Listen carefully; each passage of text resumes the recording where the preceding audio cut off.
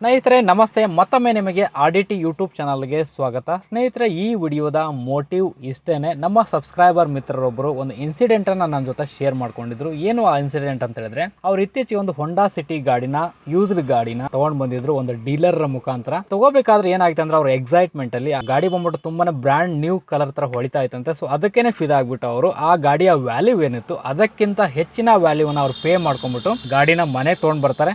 ತೊಗೊಂಡು ಬಂದು 15ನೇ ದಿನಕ್ಕೆ ಅವರಿಗೆ ಗೊತ್ತಾಗುತ್ತೆ ಆ ಗಾಡಿಯ ಇಂಜಿನಲ್ಲಿ ಒಂದು ಮೇಜರ್ ರಿಪೇರ್, ಒಂದು ಮೇಜರ್ ಎಕ್ಸ್ಪೆಂಡಿಚರ್ ಬರುತ್ತೆ ಅಂತ. ಅಂದರೆ ಗೇರ್ಗಳು ಬಂದ್ಬಿಟ್ಟು ಸರಿಯಾಗಿ ಬೀಳ್ತಾ ಇಲ್ಲ ಅಂತ ಹೇಳ್ಬಿಟ್ಟು, ಫೋರ್ತ್ ಗೇರು ಮತ್ತು ಬಂದ್ಬಿಟ್ಟು ರಿವರ್ಸ್ ಗೇರು ಬೀಳ್ತಾ ಇಲ್ಲ ಆಗಿತ್ತಂತೆ. ತುಂಬ ಹಾರ್ಡ್ ಆಗ್ತಿತ್ತು, ಕೆಲವು ಟೈಮ್ ಬೀಳ್ತಾನೆ ಇರಲಿಲ್ಲ ಅಂತೆ. ಗ್ಯಾರೇಜ್ಗೆ ಹೋಗ್ಕೊಂಡ್ಬಿಟ್ಟು ತೋರಿಸಿದಾಗ ಸೊ ಅಲ್ಲಿ ಗೊತ್ತಾಗುತ್ತೆ ಅವರಿಗೆ ಆ ಗಾಡಿಯ ಗೇರ್ ಬಾಕ್ಸ್ ಬಂದ್ಬಿಟ್ಟು ರಿಪ್ಲೇಸ್ಮೆಂಟ್ ಮಾಡಿಸ್ಬೇಕು ಅಂತ. ಸೊ ಇದಕ್ಕೆ ಎಕ್ಸ್ಪೆಂಡಿಚರ್ ಬಂದ್ಬಿಟ್ಟು 60ರಿಂದ ಒಂದು 80,000 ಎಕ್ಸ್ಪೆಂಡಿಚರ್ ಆಗುತ್ತೆ ಅಂತ ಹೇಳ್ತಾರೆ.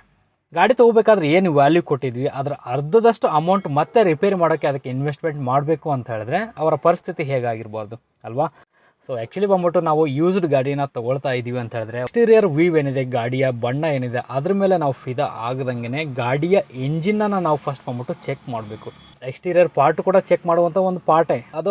ಅಷ್ಟು ಮ್ಯಾಟ್ರ್ ಆಗಲ್ಲ ಅಂತ ಹೇಳಿದ್ರೆ, ನಾವು ತೊಗೋತಿರೋದು ಯೂಸ್ಡ್ ಗಾಡಿನ ಅಂತ ಹೇಳಿದ್ರೆ ಅಲ್ಲಿ ಬಂಪರ್ ಗಿಂಪರ್ ಸ್ವಲ್ಪ ಮಟ್ಟಿಗೆ ಮೈನರ್ ಸ್ಕ್ರಾಚಸ್ ಡೆಂಟ್ಸ್ ಇದ್ದೇ ಇರುತ್ತೆ, ಇಗ್ನೋರ್ ಮಾಡ್ಬೋದು. ಮೇಜರ್ ಏನಾದರೂ ಇಂಜಿನಲ್ಲಿ ಏನಾದರೂ ಪ್ರಾಬ್ಲಮ್ ಬಂತು ಅಂತ ಹೇಳಿದ್ರೆ ಅಲ್ಲಿ ಬಂದ್ಬಿಟ್ಟು ನಾವೇನು ಗಾಡಿನ ವ್ಯಾಲ್ಯೂ ಕೊಟ್ಕೊಂಡು ತೊಗೊಂಡು ಬಂದಿರ್ತೀವಿ ಅದ್ರ ಅರ್ಧದಷ್ಟು. ಸೊ ಈ ಇನ್ಸಿಡೆಂಟು ಸಹ ನಿಮ್ಮ ಜೊತೆಗೆ ಆಗಬಾರ್ದು ಅಂತ ಹೇಳಿದ್ರೆ ಈ ವಿಡಿಯೋನ ಸ್ಕಿಪ್ ಮಾಡಿದ್ರೆ ಲಾಸ್ಟ್ವರೆಗೂ ನೋಡಿ. ಈ ವಿಡಿಯೋದಲ್ಲಿ ನಾನು ನಿಮಗೆ ಗಾಡಿ ಎಂಜಿನ್ ಬಂದ್ಬಿಟ್ಟು ಕರೆಕ್ಟಾಗಿ ಇದೆಯಾ, ಗಾಡಿ ಎಂಜಿನ ಸ್ಟೇಟಸ್ ಕಂಡೀಷನ್ ಹೇಗಿದೆ ಅನ್ನೋದನ್ನ ನಾವು ಯಾವ ರೀತಿಯಾಗಿ ಪತ್ತೆ ಹಚ್ಬೋದು ಅಂತ ಪ್ರಾಕ್ಟಿಕಲಿ ನಿಮಗೆ ತೋರಿಸ್ಕೊಡ್ತೀನಿ. ಆ ವಿಡಿಯೋನ ಶುರು ಮಾಡೋಕ್ಕೂ ಮೊದಲ ನೀವೇನಾದರೂ ನಮ್ಮ ಚಾನಲ್ಗೆ ಇನ್ನು ಹೊಸಬರಾಗಿದ್ರೆ ಅಂತ ಹೇಳಿದ್ರೆ ಈ ಚಾನಲ್ ತಪ್ಪದೆ ಸಬ್ಸ್ಕ್ರೈಬ್ ಮಾಡ್ಕೊಳ್ಳಿ.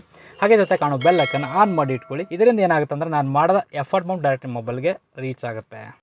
ಫಸ್ಟ್ ನೀವು ಮಾಡಬೇಕಾಗಿರೋದು ಏನಂತ ಹೇಳಿದ್ರೆ, ನೀವು ಫಸ್ಟ್ ಆ ಗಾಡಿನ ನೋಡೋಕೆ ಹೋಗಬೇಕಾದ್ರೆ, ಅಂದರೆ ಇನ್ಸ್ಪೆಕ್ಟ್ ಮಾಡೋಕ್ಕೆ ಹೋಗಬೇಕಾದ್ರೆ ದಿನದಲ್ಲಿ ಹೋಗಿ. ಸ್ಪೆಷಲಿ ನೀವು ಬೆಳಗಿನ ಸಮಯ ನೀವೇನಾದ್ರು ಹೋದ್ರಿ ಅಂತ ಹೇಳಿದ್ರೆ ಅದು ಇನ್ನೂ ಚೆನ್ನಾಗಿರುತ್ತೆ. ಫಸ್ಟ್ ಚಾನ್ಸ್ ನೀವೇ ಸ್ಟಾರ್ಟ್ ಮಾಡೋಕ್ಕೆ ಸಿಕ್ತು ಬೆಳಗಿನ ಟೈಮಲ್ಲಿ ಅಂತ ಹೇಳಿದ್ರೆ ಅಲ್ಲಿ ನಿಮಗೆ ಕರೆಕ್ಟಾಗಿ ಇಂಜಿನ ಸ್ಟೇಟಸ್ ಗೊತ್ತಾಗ್ಬಿಡುತ್ತೆ. ಇಂಜಿನನ್ನು ಸ್ಟಾರ್ಟ್ ಮಾಡಬೇಕಾದ್ರೆ ಇಂಜಿನ್ ಬಂದ್ಬಿಟ್ಟು ಪರ್ಫೆಕ್ಟಾಗಿ ಸ್ವಲ್ಪ ಸಮಯದಲ್ಲೇ ಗಾಡಿ ಬಂದ್ಬಿಟ್ಟು ಸ್ಟಾರ್ಟ್ ಆಗಬೇಕು. ಅಲ್ಲಿ ಬಂದ್ಬಿಟ್ಟು ಒಂದು ಲೆಂಗ್ತಿ ಸೆಲ್ಫ್ ತೊಗೋಬಾರ್ದು. ಸೊ ಎಷ್ಟು ಟೈಮ್ ತೊಗೋಬೇಕು ಅಷ್ಟು ಟೈಮ್ ತೊಗೋಬೇಕು, ಅಂದರೆ ಲೆಂಗ್ತಿ ಟೈಮ್ನ ತೊಗೋಬಾರ್ದು. ಮಿನಿಮಮ್ ಟೈಮ್ ಏನಿದೆ ಅಷ್ಟನ್ನು ಟೈಮ್ ತೊಗೋಬೇಕು. ಇವಾಗ ನೋಡಿ, ಸ್ಟಾರ್ಟ್ ಮಾಡ್ಬೇಕಾದ್ರೆ ಟೈಮ್ ತೊಗೊಳ್ತಿದೆ ಅಂತ ಹೇಳಿದ್ರೆ ಎಂಜಿನಲ್ಲಿ 2 ಪ್ರಾಬ್ಲಮ್ ಇರುವಂಥ ಚಾನ್ಸಸ್ ಇರುತ್ತೆ. ಒಂದು ಬಂದ್ಬಿಟ್ಟು ಬ್ಯಾಟ್ರಿ ಸ್ಟೇಟಸ್ ಸರಿ ಇಲ್ಲದೆ ಇರೋದು, ಅಂದರೆ ಬ್ಯಾಟ್ರಿ ಬಂದ್ಬಿಟ್ಟು ರಿಪ್ಲೇಸ್ಮೆಂಟ್ ಮಾಡಿಸೋಕೆ ಬಂದಿರ್ಬೋದು. ಇಲ್ಲ ಅಂತ ಹೇಳಿದ್ರೆ ಇಂಜಿನಲ್ಲಿ ಏನಾದರೂ ಪ್ರಾಬ್ಲಮ್ ಇರ್ಬೋದು. ಸೆಕೆಂಡ್ ಥಿಂಗ್, ಇಗ್ನಿಷನ್ ಏನೋ ಈಗ ಸ್ಟಾರ್ಟ್ ಆಯ್ತು ಅಂತ ಸ್ಟಾರ್ಟ್ ಆದಮೇಲೆ ನೆಕ್ಸ್ಟ್ ನೀವು ಏನು ಮಾಡ್ಬೇಕಂತ ಹೇಳಿದ್ರೆ ಸ್ಟೇರಿಂಗನ್ನು, ನಿಂತಿರೋ ಗಾಡಿ ಬಂದ್ಬಿಟ್ಟು ನೀವು ಸ್ಟೇರಿಂಗನ್ನು ಪೂರ್ತಿ ಲೆಫ್ಟ್ ಟು ರೈಟ್ ಪೂರ್ತಿ ಟರ್ನ್ ಮಾಡಿ ನೋಡಿ. ಟರ್ನ್ ಮಾಡಬೇಕಾದ್ರೆ ನೀವು ಸರ್ಫೇಸ್ ಬಂದ್ಬಿಟ್ಟು ಪ್ಲೇನ್ ಆಗಿರಬೇಕು. ಸ್ಟೇರಿಂಗ್ನಲ್ಲಿ ಯಾವುದೇ ರೀತಿಯಲ್ಲಿ ಒಂದು ನಾಯ್ಸಿ ಅಥವಾ ಸೌಂಡ್ ಬರಬಾರ್ದು, ಅಂದರೆ ಅನ್ವಾಂಟೆಡ್ ಸೌಂಡ್ ಇರಬಾರ್ದು. ಲೆಫ್ಟ್ ಟರ್ನ್ ಮಾಡಬೇಕಾದ್ರೆ ಸ್ಟೇರಿಂಗ್ ವೀಲ್, ಸ್ಟೇರಿಂಗ್ ಅಸೆಂಬ್ಲಿಯಲ್ಲಿ ಅಥವಾ ಸ್ಟೇರಿಂಗ್ ಪಾರ್ಟಲ್ಲಿ ಯಾವುದೇ ರೀತಿಯಲ್ಲಿ ಅನ್ವಾಂಟೆಡ್ ಸೌಂಡ್ ಅಥವಾ ನಾಯ್ಸಿ ಬರಬಾರ್ದು. ಕರ್ ಸೌಂಡ್ ಯಾವುದೇ ರೀತಿಯಲ್ಲಿ ಬರಬಾರ್ದು.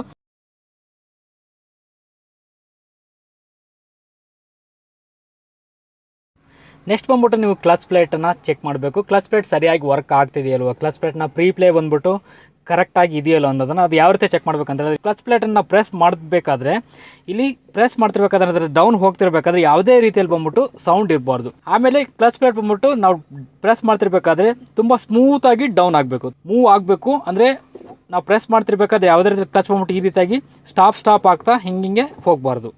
ನಾವು ಪೂರ್ತಿಯಾಗಿ ಒನ್ ಟೈಮ್ ಇದ್ರ ಮೇಲೆ ಕಾಲನ್ನು ಇಟ್ಟಿವಿ ಅಂತ ಹೇಳಿದ್ರೆ ಪ್ರೆಸ್ ಮಾಡ್ತಿರ್ಬೇಕಾದ್ರೆ ತುಂಬ ಸ್ಮೂತಾಗಿ ಲಾಸ್ಟ್ವರೆಗೂ ಈ ರೀತಿಯಾಗಿ ಪ್ರೆಸ್ ಆಗಬೇಕು.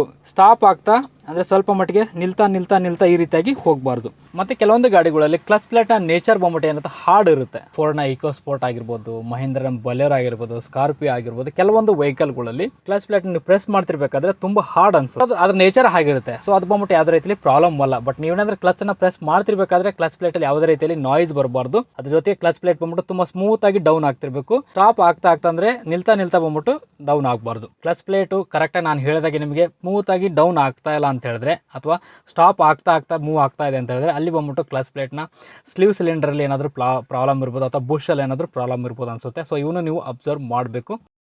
ಸೊ ನೆಕ್ಸ್ಟ್ ಬಂದ್ಬಿಟ್ಟು ನಿಂತಿರೋ ಗಾಡಿನ ಗೇರ್ನ ನೀವು ಚೆಕ್ ಮಾಡ್ಕೊ. ಅಂದರೆ ಪ್ರತಿಯೊಂದು ಗೇರ್ಗಳು ಬಂದ್ಬಿಟ್ಟು ಪರ್ಫೆಕ್ಟಾಗಿ ವರ್ಕ್ ಆಗ್ತಿದೆಯಲ್ವ, ಸರಿಯಾಗಿ ಎಂಗೇಜ್ ಆಗ್ತಿದೆಯಲ್ವ ಅಂತ. ಈಗ ನಾನು ಕ್ಲಚ್ ಪ್ಲೇಟನ್ನು ಎಂಗೇಜ್ ಮಾಡಿದ್ದಿದೆ. ಈಗ ನಾವು ಫಸ್ಟ್ ಏನು ಗೇರ್ನ ಯಾವ ರೀತಿ ಚೆಕ್ ಮಾಡ್ಬೇಕಂತ ಹೇಳಿದ್ರೆ, ಗೇರ್ಗಳು ಬಂದ್ಬಿಟ್ಟು ಪ್ರತಿಯೊಂದು ಗೇರ್ಗಳು ಬಂದ್ಬಿಟ್ಟು ಪರ್ಫೆಕ್ಟಾಗಿ ಎಂಗೇಜ್ ಆಗ್ತಿದೆಯಲ್ಲ, ಅಂದರೆ ಸ್ಮೂತಾಗಿ ಎಂಗೇಜ್ ಆಗ್ತಿದೆಯಲ್ಲ ಅಂತ ಚೆಕ್ ಮಾಡಬೇಕು. ಈಗ ನಾನು ಫಸ್ಟ್ ಗೇರ್ ಎಂಗೇಜ್ ಮಾಡ್ತೇನೆ. ಫಸ್ಟ್ ಗೇರ್ ಎಂಗೇಜ್ ಆಯಿತು. ನೆಕ್ಸ್ಟ್ ಸೆಕೆಂಡ್ ಗೇರ್, ನೆಕ್ಸ್ಟ್ ಬಂದ್ಬಿಟ್ಟು ಥರ್ಡ್ ಗೇರ್ ಎಂಗೇಜ್ ಮಾಡಬೇಕು. Third, fourth, fifth, reverse gear engage ಮಾಡ್ತಿರ್ಬೇಕಾದ್ರೆ ಕೆಲವೊಂದು ಗಾಡಿಗಳು ಏನಂತ ಸ್ವಲ್ಪ ಮಟ್ಟಿಗೆ ಹಾರ್ಡ್ ಆಗುತ್ತೆ. ಫಸ್ಟ್ ಬಂದ್ಬಿಟ್ಟು ಎಂಗೇಜ್ ಆಗಲ್ಲ. ಅವಾಗೇ ಮಾಡ್ಬೇಕಂದ್ರೆ ನೀವು ಒಂದು ಟೈಮು ಕ್ಲಚ್ಚನ್ನು ರಿಲೀಸ್ ಮಾಡ್ಕೊಂಡು ಮತ್ತೊಮ್ಮೆ ಕ್ಲಚ್ಚನ್ನ ಪ್ರೆಸ್ ಮಾಡ್ಕೊಂಬಿಟ್ಟು ಅವಾಗ ನೀವು ರಿವರ್ಸ್ ಗೇರ್ಗೆ ಎಂಗೇಜ್ ಮಾಡಿ ಅವಾಗ ಅದು ಎಂಗೇಜ್ ಆಗಬೇಕು ಆಯಿತಾ. ಸೊ ಗೇರ್ ಬಾಕ್ಸಲ್ಲಿ ನೀವು ಇದನ್ನು ಚೆಕ್ ಮಾಡಬೇಕಾಗಿರೋದು. ತುಂಬ ಸ್ಮೂತಾಗಿ ಎಲ್ಲ ಗೇರ್ಗಳು ಎಂಗೇಜ್ ಆಗ್ತಿರಬೇಕು, ಇನ್ಕ್ಲೂಡಿಂಗ್ ರಿವರ್ಸ್ ಗೇರ್ಗಳು ಬಂದ್ಬಿಟ್ಟು ಪರ್ಫೆಕ್ಟಾಗಿ ಸ್ಮೂತಾಗಿ ಎಂಗೇಜ್ ಆಗ್ತಿಲ್ಲ ಅಂತ ಹೇಳಿದ್ರೆ ತುಂಬ ಹಾರ್ಡ್ ಅನಿಸ್ತಾ ಇದೆ ಫಸ್ಟ್ ಗೇರ್ ಸೆಕೆಂಡ್ ಗೇರ್ ಹಾಕಬೇಕಾದ್ರೆ ಅನ್ಸಿದ್ರೆ. ಸೊ ಆ ಟೈಮಲ್ಲಿ ಕ್ಲಚ್ ಪ್ಲೇಟ್ನ ಪ್ರಾಬ್ಲಮ್ ಇದ್ರೂ ಇರ್ಬೋದು, ಅಂದರೆ ಕ್ಲಚ್ ಪ್ಲೇಟ್ ಬಂದ್ಬಿಟ್ಟು ರಿಪ್ಲೇಸ್ಮೆಂಟ್ಗೆ ಬಂದಿರ್ಬೋದು. ಇಲ್ಲ ಅಂತ ಹೇಳಿದ್ರೆ ಗೇರ್ ಬಾಕ್ಸಲ್ಲೂ ಸಹ ಸಿಂಕ್ರನೈಸರ್ ಇಶ್ಯೂ ಇರ್ಬೋದು ಅಥವಾ ಯಾವುದೇ ರೀತಿಯಲ್ಲಿ ಗೇರ್ ಬಾಕ್ಸಲ್ಲಿ ಇಶ್ಯೂ ಇರ್ಬೋದು. ಸೊ ಪರ್ಫೆಕ್ಟಾಗಿ ಯಾವ ವರ್ಕ್ ಆಗ್ತಿಲ್ಲ ಅಂತ ಹೇಳಿದ್ರೆ ಈ ಪ್ರಾಬ್ಲಮ್ ಇರುತ್ತೆ. ಇವಿಷ್ಟು ಆದಮೇಲೆ ನೆಕ್ಸ್ಟ್ ನೀವು ಏನು ಚೆಕ್ ಮಾಡಬೇಕು ಅಂತ ಹೇಳಿದ್ರೆ ಇಲ್ಲಿ RPMನ ನೀವು ಒನ್ ಟೈಮ್ ಚೆಕ್ ಮಾಡಬೇಕು. RPM ಒಟ್ಟು ಫ್ಲಕ್ಚುಯೇಟ್ ಆಗ್ತಿರ್ಬಾರ್ದು. ಎಸ್ಪೆಷಲಿ ಪೆಟ್ರೋಲ್ ಗಾಡಿ ನೀವು ತೊಗೋತೀರ ಅಂತ ಹೇಳಿದ್ರೆ RPM ಬಂದ್ಬಿಟ್ಟು ಕನ್ಸ್ಟಂಟ್ ಆಗಿರಬೇಕು, ಒಂದು ಲೆವೆಲ್ಗೆ ಗೇಜ್ಗೆ ಕನ್ಸ್ಟಂಟ್ ಆಗಿರಬೇಕು. ಅದು ಬಂದ್ಬಿಟ್ಟು ಫ್ಲಕ್ಚುಯೇಟ್ ಆಗ್ತಿರ್ಬೋದು, ಡೌನು ಅಪ್ ಡೌನು ಆಗ್ತಿರ್ಬಾರ್ದು. ಏನಿದೆ ಇದು ಬಂದ್ಬಿಟ್ಟು RPM ಗೇಜು. ಇಲ್ಲಿ RPM ಅಂದರೆ ಏನು ಒಂದು ಲೆವೆಲ್ಗೆ ಒಂದು ಗೇಜ್ಗೆ ಬರುತ್ತೆ ಅಲ್ಲೇ ಬಂದ್ಬಿಟ್ಟು ಸ್ಟಡಿ ಆಗಿರ್ಬೇಕು, ಅದು ಬಂದ್ಬಿಟ್ಟು ಡೌನು ಆಗ್ತಿರ್ಬಾರ್ದು.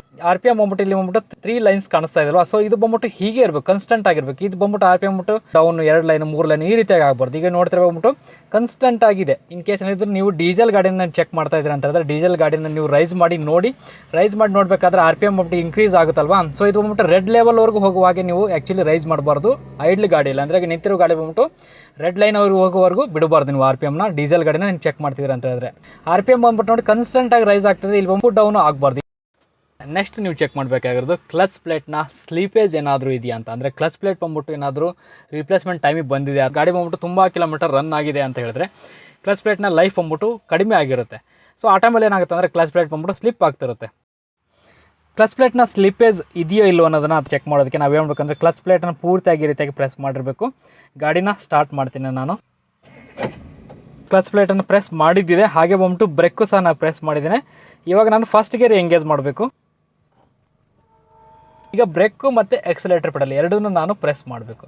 ಈಗ ನೋಡಿ ನಾನು ಆ್ಯಕ್ಚುಲಿ ಬ್ರೇಕ್ ಪ್ರೆಸ್ ಮಾಡಿದ್ದಿದೆ, ಹಾಗೆ ಎಕ್ಸಲೇಟರ್ ಪೆಡಲು ಸಹ ನಾನು ಪ್ರೆಸ್ ಮಾಡ್ತಾ ಇದ್ದೀನಿ. ಇದನ್ನು ಬೇಕಾದ್ರೆ ನೀವು ಅಬ್ಸರ್ವ್ ಮಾಡ್ಬೋದು. RPM ಬಂದ್ಬಿಟ್ಟು ರೈಸ್ ಆಗ್ತಾ ಇದೆ. ಸೊ ಎರಡನ್ನೂ ನಾನು ಅಟ್ ಎ ಟೈಮು ಯೂಸ್ ಮಾಡ್ತಾ ಇದ್ದೇನೆ, ಬ್ರೇಕು ಮತ್ತು ಎಕ್ಸಲೇಟರ್. ಈಗ ನಾನು ಏನು ಮಾಡ್ಬೇಕಂದ್ರೆ ಕ್ಲಚ್ ಪ್ಲೇಟನ್ನು ರಿಲೀಸ್ ಮಾಡಬೇಕು, ಲೈಟಾಗಿ ಸ್ಲೋ ಆಗಿ ಕ್ಲಚ್ ಪ್ಲೇಟ್ನ ರಿಲೀಸ್ ಮಾಡಬೇಕು. ರಿಲೀಸ್ ಮಾಡಿದ ತಕ್ಷಣ ಏನಾಗುತ್ತೆ ಅಂತ ಹೇಳಿದ್ರೆ ಗಾಡಿ ಬಂದ್ಬಿಟ್ಟು ಸ್ಟಾಲ್ ಆಗಬೇಕು. ಗಾಡಿ ಬಂದ್ಬಿಟ್ಟು ನೋಡಿ ಆ್ಯಕ್ಚುಲಿ ಬಂದ್ಬಿಟ್ಟು ಕ್ಲಚ್ ಪ್ಲೇಟ್ನ ರಿಲೀಸ್ ಮಾಡಿದ್ದೇನೆ, ಗಾಡಿ ಬಂದ್ಬಿಟ್ಟು ಸ್ಟಾಲ್ ಆಯಿತು. ಬಟ್ ಏನಂದರೆ ಗಾಡಿ ಬಂದ್ಬಿಟ್ಟು 1 ಇಂಚು ಕೂಡ ಮೂವ್ ಆಗಲಿಲ್ಲ. ಈ ರೀತಿಯಾಗಿತ್ತು ಅಂತ ಹೇಳಿದ್ರೆ ಕ್ಲಚ್ ಪ್ಲೇಟ್ ಬಂದ್ಬಿಟ್ಟು ಕರೆಕ್ಟಾಗಿದೆ ಅಂತ ಅರ್ಥ. ಇಲ್ಲಿ ಯಾವುದೇ ರೀತಿಯಲ್ಲಿ ಕ್ಲಚ್ ಪ್ಲೇಟ್ನ ಸ್ಲೀಪೇಜ್ ಇಲ್ಲ, ಹಾಗೆ ಕ್ಲಚ್ ಪ್ಲೇಟ್ ಲೈಫ್ ಬಂದ್ಬಿಟ್ಟು ಪರ್ಫೆಕ್ಟ್ ಆಗಿದೆ ಅಂತ ಅರ್ಥ. ಸ್ನೇಹಿತರೆ ಇವಿಷ್ಟು ನೀವು ಸ್ಯಾಟಿಸ್ಫೈ ಆದ್ರಿ ಅಂತ ಹೇಳಿದ್ರೆ, ಅಂದರೆ ನಿಂತಿರೋ ಗಾಡಿಯಲ್ಲೇ ಬಂದ್ಬಿಟ್ಟು ಈಗ ಏನೇನು ಪಾಯಿಂಟ್ಸನ್ನು ನಾನು ಹೇಳಿದೆ ಅವಷ್ಟು ಬಂದ್ಬಿಟ್ಟು ಕರೆಕ್ಟಾಗಿದೆ, ಪ್ರಾಪರ್ ಆಗಿದೆ ಅಂತ ಹೇಳಿದ್ರೆ ಇಲ್ಲಿ ಬಂದ್ಬಿಟ್ಟು ನೀವು ಇಲ್ಲಿವರೆಗೂ ಸ್ಯಾಟಿಸ್ಫೈ ಆಗಿದ್ರೆ ಅಂತ ಹೇಳಿದ್ರೆ ಇದರ ನೆಕ್ಸ್ಟ್ ಬಂದ್ಬಿಟ್ಟು ನೀವು ಗಾಡಿನ ಡ್ರೈವ್ ಮಾಡಿ ನೋಡಬೇಕು. ಡ್ರೈವ್ ಮಾಡಬೇಕು. ಡ್ರೈವ್ ಮಾಡ್ತಾ ಏನೇನು ಚೆಕ್ ಮಾಡಬೇಕಂತ ತೋರಿಸ್ಕೊಡ್ತೀನಿ, ಬನ್ನಿ ಸ್ನೇಹಿತರೆ.